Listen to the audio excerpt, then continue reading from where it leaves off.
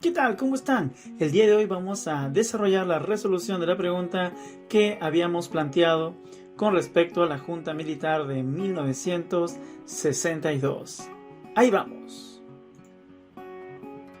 Nos presentan la pregunta y dice así: las elecciones se realizaron el 10 de junio de 1962. Esta parte de campeones se llama contexto. Es la primera estructura de la pregunta de ECO. En este momento nosotros tenemos que plantearnos aquí ya en el contexto que el gobierno de Pedro Ugarteche es una alianza con el APRA, ¿no? La famosa convivencia, donde el APRA posee gran mayoría.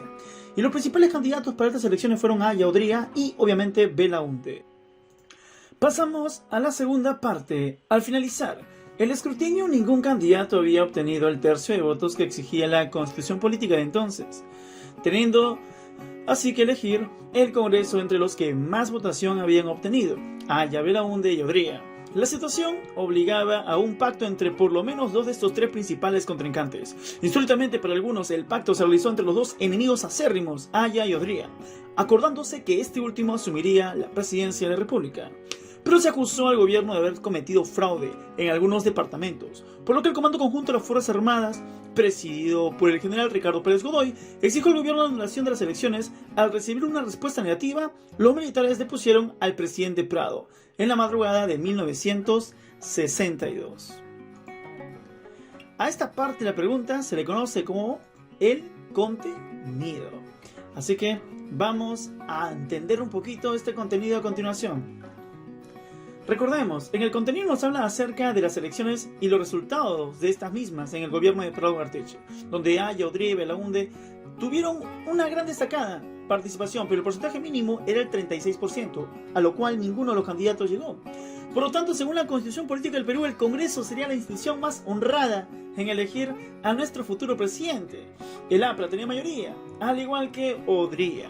¿Eso era sospechoso? Claro que sí. Sin embargo, se hizo un pacto entre los enemigos acérrimos. Hablamos de Aya y ¿de quién más? Nada más y nada menos que Odría. Sí, aquel que lo persiguió con la famosa ley de seguridad interior. Odría.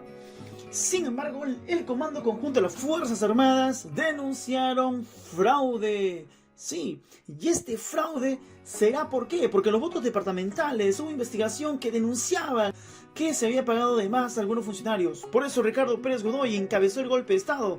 Por eso nuestra pregunta. Vamos a la tercera parte de la pregunta de ECO. Del texto se entiende que el golpe se dio ¿por qué? A ver, aquí puedes pausar el video, campeón, si deseas, para poder tomar tu mejor opción.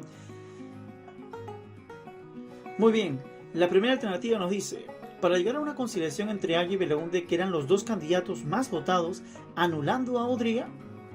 Falso, ¿cierto? No se buscó ninguna conciliación con Víctor Raúl Aya de la Torre. Pregunta D. Para llegar a un acuerdo con Belaúnde, liderando una junta gubernativa con miras a las elecciones del año 1963. Falso, Belaúnde no encabezó ninguna junta, ese era el distractor. Vamos a la alternativa C. Para evitar que las elecciones las gane nuevamente Aya con el apoyo de Odría, siendo el APRA mayoría congresal, podría ser, ¿cierto? Pero recuerden que Aya no había ganado ninguna elección, así que nuevamente no podía ganar Aya de la Torre. El que sí podría ganar, y es más, se hizo la alianza justamente con ese partido. La condición era que Odría pueda ser elegido presidente y Aya de la Torre controlaría a través de la vicepresidencia.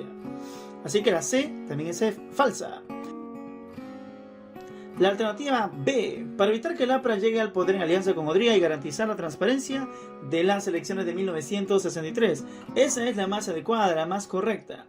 Efectivamente, se quería evitar que el APRA tome el poder después de las rencillas que se dieron desde el año 1932 con la masacre de Chanchán.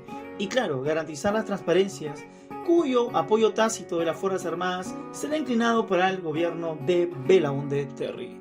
Por eso decimos que la clave es la B de barquito. Muy bien, campeón. Te veo en la próxima sesión. Cuídate bastante. Gracias.